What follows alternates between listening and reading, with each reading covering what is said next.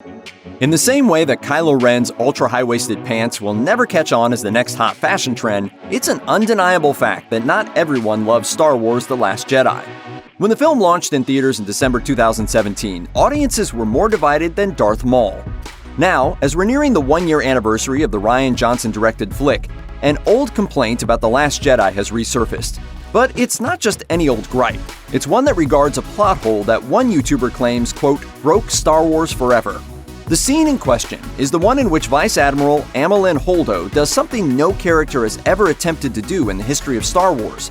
She kicks General Leia Organa's ship into lightspeed and proceeds to drive it directly into Supreme Leader Snoke's ship, the Mega-class Star Dreadnought that served as the First Order's mobile headquarters. Holdo's move allowed the Rebel Alliance members aboard the Raddus a narrow window of time to escape on the lifeboats before the First Order could track the Raddus through hyperspace. Before this moment in The Last Jedi, fans had never seen a Star Wars character carry out a kamikaze attack. Once they did, well, it got the gears in their brains turning. Some franchise loyals, like YouTuber Thor Skywalker, feel that the scene ripped a hole in more than the supremacy. It opened up a plot hole in the entire Star Wars universe. Thor Skywalker argues that if Holdo could damage the supremacy by jumping to lightspeed and crashing into it, the Rebels could have done the exact same thing to the Death Star in A New Hope.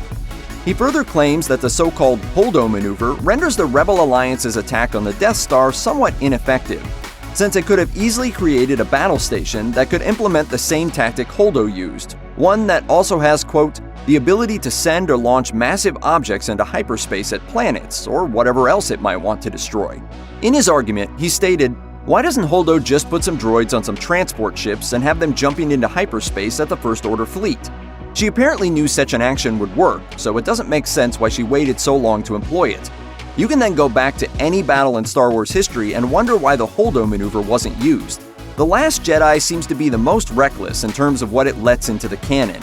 It pulled apart, or broke, the rest of Star Wars by introducing things that makes us question everything that comes before it.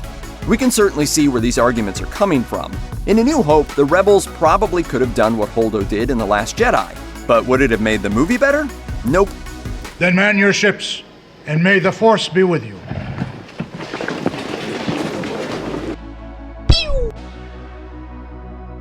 Yay!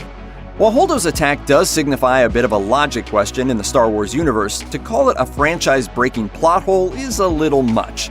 To some fans, the Holdo maneuver truly has put an irreversible dent in the series. To others, it's not that big of a deal. As far as director Rian Johnson is concerned, the moment was actually inspired by the original trilogy.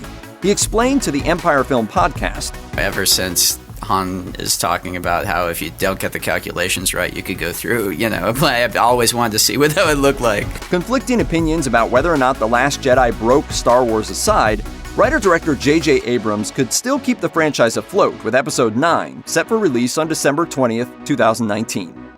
So what do you think? Did the Holdo maneuver break Star Wars for you? Let us know in the comments.